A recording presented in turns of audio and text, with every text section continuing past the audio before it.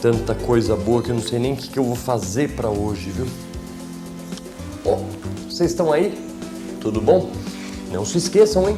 A gula é um dos 7 pecados capitais. Mesmo assim, tá cheio de gente que só vive pra comer. É a turma que acha que saco vazio não para em pé. Um outro grupo acha que mais importante do que comer é digerir. Para esses, uma feijoada só é realmente completa quando tem uma ambulância de plantão parada na porta. E um grupo ainda menor faz do ato de comer uma cerimônia, onde cada detalhe é pensado, planejado, até pesquisado na memória do tempo. Mas enfim, comer todo mundo sabe como se faz. E a comida? Comida para comer, para digerir, para celebrar, como se faz? Você sabe? Não sabe? Pois então prepare seu estômago para uma linha de produção que dá água na boca. A gula você engole. Rosbife.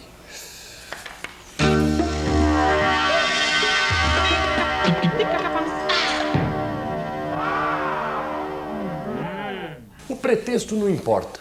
Na verdade, a gente come para repor as energias que a gente gasta no dia a dia. A gente come para viver.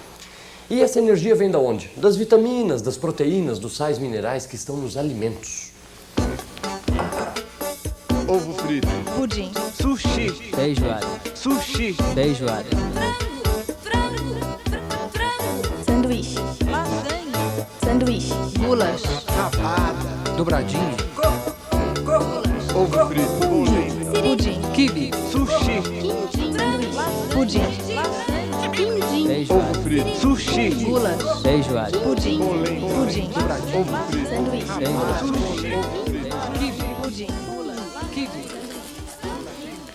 Venha de onde vier, chegue de onde chegar, é na cozinha que tudo acontece. E se o que se quer é proteína, carne é o que temos. Mas hoje em dia não é mais preciso matar um boi nem estrebuchar um porco. A pessoa pode querer carne e preferir os enlatados suínos, os congelados bovinos, bifes especiais, carnes defumadas.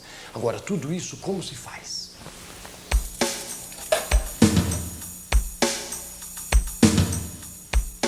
A carne entra na linha de produção assim, em pedaços.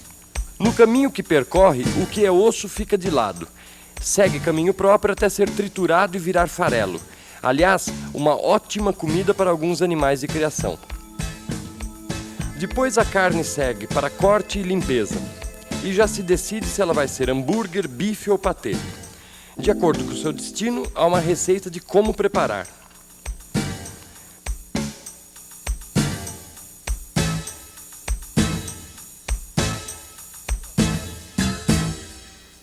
Essa máquina aqui moe 1.200 quilos de carne que vão se transformar em exatos 21.468 hambúrgueres. Além de moer a carne, ela já mistura os temperos, os condimentos para o hambúrguer. Depois disso, a carne vem para uma outra máquina, de onde ela já sai com o formato de hambúrguer, até com aquele papelzinho que separa um do outro. Aí ela é super congelada num túnel de resfriamento, e aí o que falta? Estocar e ir para a câmara frigorífica.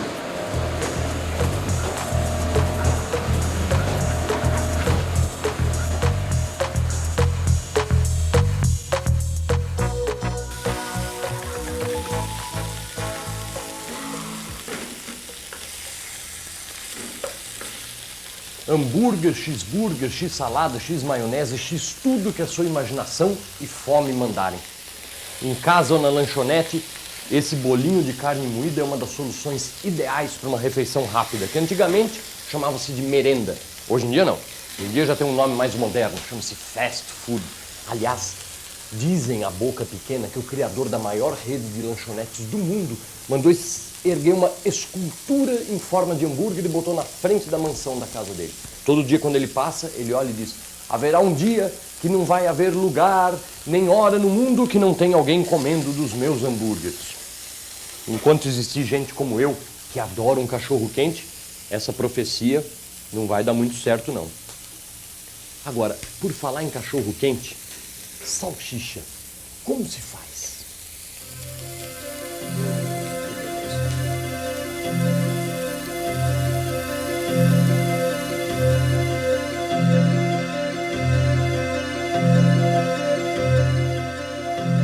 Esta carne congelada vai virar salsicha. Primeiro ela é quebrada nessa máquina e em seguida pesada, para que se possa fazer a composição, isto é, a receita dos ingredientes que a carne recebe. Nessa máquina aqui, a refinadora, a carne é transformada numa pasta, num tipo de patê. Depois, sob pressão, ela é mandada para esse funil aqui para alimentar as enchedeiras. São chamadas de enchedeiras justamente porque é aqui que as tripas são cheias com a pasta de carne. Aliás, a gente fala tripa, mas na verdade agora é uma tripa assim, olha, uma tripa sintética, artificial. A gente ainda chama de tripa porque artesanalmente era usada tripa de porco.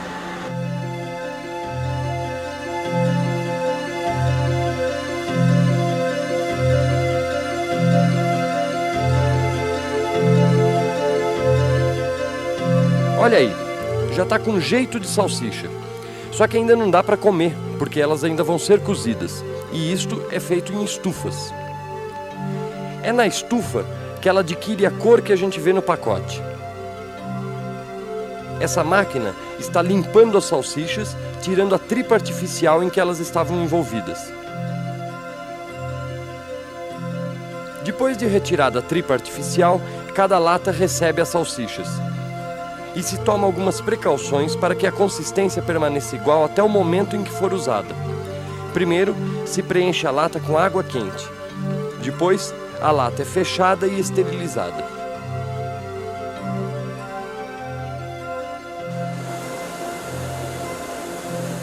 Aqui, as latas estão sendo esterilizadas nessas câmaras, são chamadas de retortas. Elas passam por um processo de cozimento no vapor, depois são resfriadas com água gelada. Depois disso vão para a expedição, mas antes passam 10 dias na incubação. Esse é um controle de qualidade muito importante. Se nesse tempo uma lata dessas estufar, é sinal de que todo lote de salsichas está condenado e não poderá ser consumido. Ao contrário, se não apresentarem nenhum problema, estarão consideradas ok para o consumo.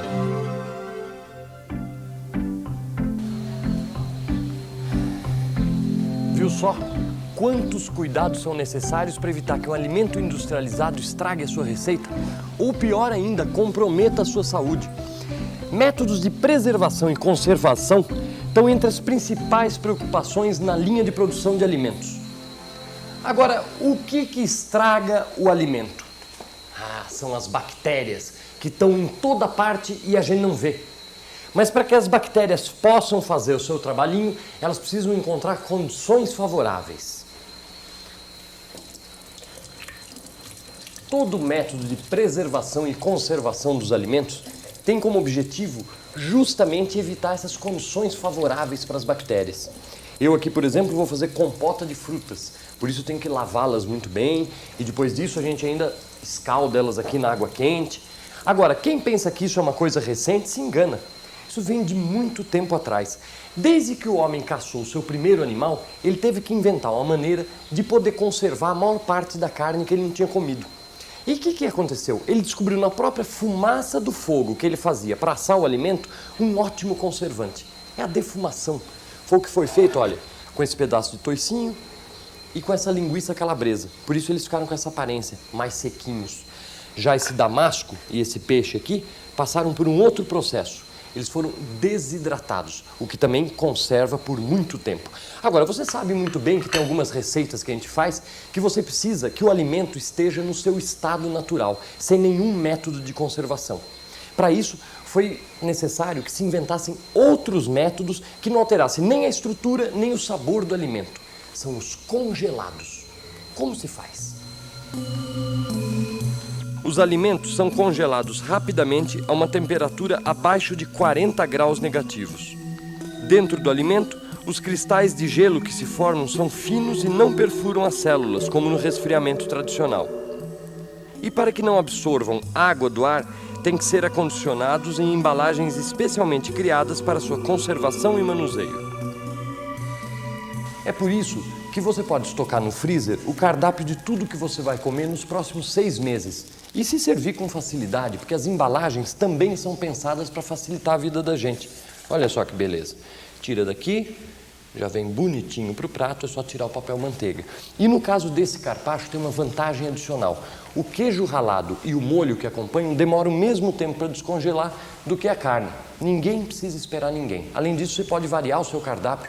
Pode ser aves, frangos, outros tipos de carne, massas.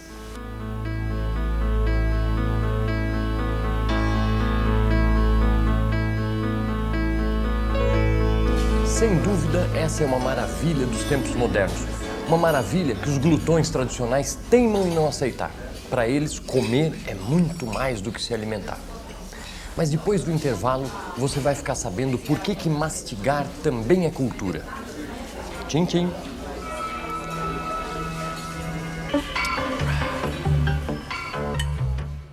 Quando Cabral zarpou de Portugal, ele tratou de se abastecer. Além de carne e peixe salgados, ele trouxe também figos secos, broas de milho e vinho português, que eram coisas comuns de se levar em longas viagens. Mas Cabral também inovou, mandou embarcar nas caravelas carneiro e galinhas vivas. E também vitamina C, na forma de cerveja. Grande Cabral. A razão oficial da viagem todo mundo sabe. Eles queriam ir para as Índias comprar especiarias, noz moscada, canela, cravo, pimenta. Mas, uma vez que ele chegou no Brasil, gostou da terra e resolveu comemorar a chegada. E comemorar à mesa. Pelo relato aqui do Sr. Caminha, nós podemos ter ideia do que foi essa primeira refeição em terras brasileiras. De entrada, peixe assado, provavelmente badejo. O segundo prato foi galinha, que os índios não conheciam, até se assustaram com elas. E a galinha foi feita assim, ensopada à moda mourisca, uma iguaria da terrinha. E de sobremesa, pudim de clara e doce de abóbora. Ah, sim, sem contar um acompanhamento que foi presente dos gentis da terra, mandioca. Pode não ter sido exatamente assim a primeira refeição de Cabral no Brasil, mas sem dúvida foi aí que começou a nossa riqueza cultural culinária. Riqueza essa que só aumentou com a chegada dos outros povos no Brasil.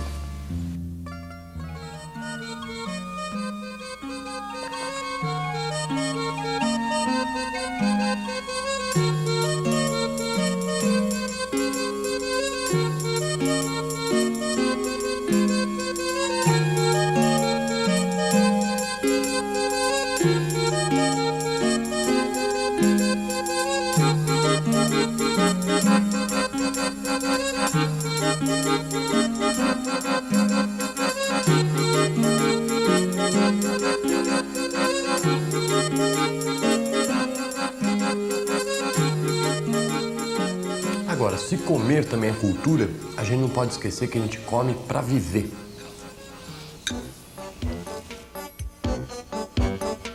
A capacidade de abastecimento energético de um alimento é determinada por uma medida, a caloria. A quantidade de calorias necessárias a uma pessoa varia em função do lugar onde ela vive e do tipo de trabalho que faz. Mas, em média, pode-se dizer que para uma pessoa que não trabalhe pesado, 3.000 calorias por dia são suficientes. Infelizmente, a maior parte da população do mundo não consome sequer a metade disso. Quem é que casa-se agora vendo o mundo como está? Tudo ficou às avessas de 10 anos para cá. Farinha de 1.500, feijão de 1.200, carne a 10 tostões o quilo, pois não há quem não se veste. No rio não há mais peixe, caça no mato nem grilo.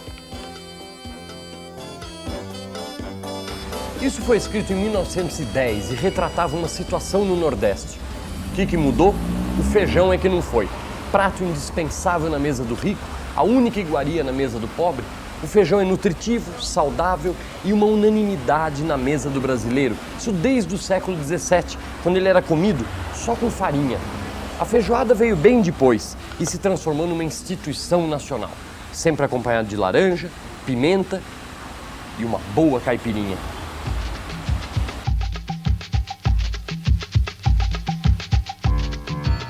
Câmara Cascudo, estudioso brasileiro, diz que a feijoada é uma solução europeia elaborada no Brasil. Mas há quem afirme que a feijoada nasceu mesmo foi na senzala do escravo.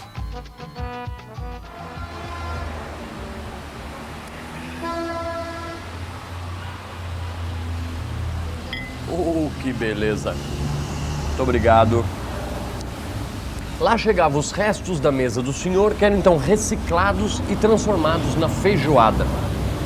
Parece também que os negros, assim como os índios, tinham por costume cozinhar os alimentos separadamente. A ideia de cozinhar tudo misturado teria sido uma imposição do senhor branco. Pode até ser, mas foi uma bela ideia, viu? A feijoada é um ritual na preparação e uma cerimônia na hora de se comer. Tem até dia para acontecer, rico ou pobre já sabe. Quarta e sábado são os dias dedicados à feijoada. Obrigado. Bom, não é todo mundo que pode bancar esse ritual toda semana. Agora, a falta de comida mata quem não tem dinheiro. Mas mata também quem tem dinheiro e não sabe comer.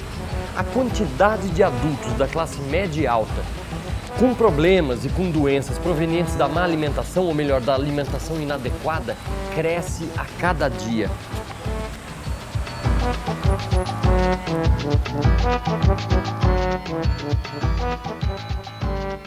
Isto faz com que aumente o interesse por alimentos naturais, alternativos e dietéticos. E a linha de produção tem que se aperfeiçoar para combinar saúde e hábitos culinários modernos, sem deixar de lado, é claro, o toque de sofisticação. Esta combinação coloca à disposição do gastrônomo light uma linha de supergelados dietéticos finos e com calorias reduzidas. Truta a Catarina de Medici, 257 calorias. Quer ver o que tem aqui? Filé de truta banhado ao molho de amêndoas e uvas, servido com batata e buquê de brócolis. Pratos como esse pretendem aumentar a vida das pessoas sem deixar de apelar para a gula. Mas aonde começa uma vida longa, forte e saudável? Começa no leite. Proteínas, carboidratos, sais minerais e água. Um coquetel de energia natural. Alimento para a vida inteira, o leite, direto ou indiretamente, está em todas as receitas. A produção de leite sofre um rígido controle da legislação federal em todo o processo. A ordenha é feita mecanicamente. O rendimento varia de animal para animal e depende da idade, do número de crias, da época do ano e até do tipo de pasto. A usina é a fábrica de processar leite e, para ser aprovado para o consumo, o leite tem que passar por várias análises e processos. O principal é a pasteurização. O leite é aquecido a mais ou menos 75 graus e em seguida resfriado rapidamente a 3 graus centígrados. Para o leite longa-vida, o processo é o da esterilização, com o leite sendo aquecido 2 vezes. A primeira a 75 graus por 20 segundos e a segunda a 150 graus por 3 segundos. Em seguida, ele é rapidamente resfriado à temperatura ambiente. Outro processo por que passa o leite é a padronização de sua gordura. Isso faz com que ele se torne mais digestivo. O leite chega ao consumidor em embalagens criadas para proteger sua constituição desde o instante do embalar até o transporte. A composição de produtos derivados a cada dia apresenta uma novidade para o consumidor de qualquer idade. Mesmo assim, comparando-se o consumo de leite e um dos seus derivados no Brasil e em outros países de população bem menor, temos uma ideia do quanto essa indústria pode crescer. Para se ter uma ideia, no ano de 1991, o brasileiro consumiu 56,45 litros por pessoa, um índice baixo se comparado com a Noruega, onde cada pessoa consumiu 227 litros. Ainda no ano de 1991, o brasileiro consumiu uma média de 2,5 kg de queijo por pessoa. Cada argentino come, em média, 8 quilos por ano. Agora é impressionante, hein?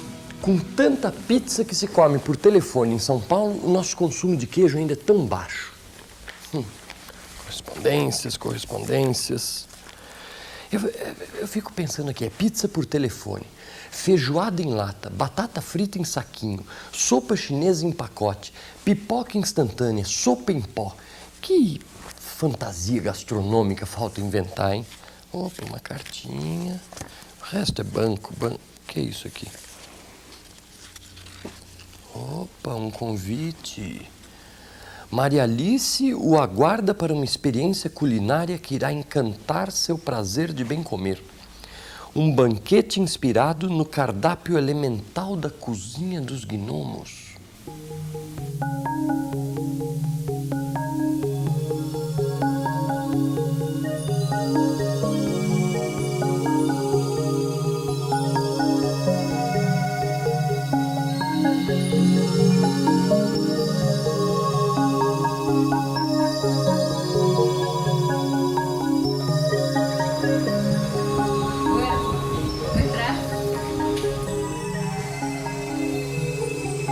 A comida fala e tem sotaque. E o que ela diz fala de quem fez, por que fez e o que usou para fazer. E se você for um pouco mais fundo, descobre até por que foi que fez. Olá!